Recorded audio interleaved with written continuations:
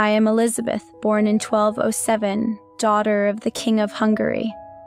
From youth, I longed for God more than wealth or power. Married to Ludwig Landgrave of Thuringia, I lived as wife and mother, yet embraced poverty of spirit. With Ludwig's blessing, I devoted myself to the poor, giving alms and building a hospital where I personally tended the sick. When famine struck, I opened the royal granaries to feed the people. After Ludwig's early death on crusade, I faced hardship and exile but never lost my faith.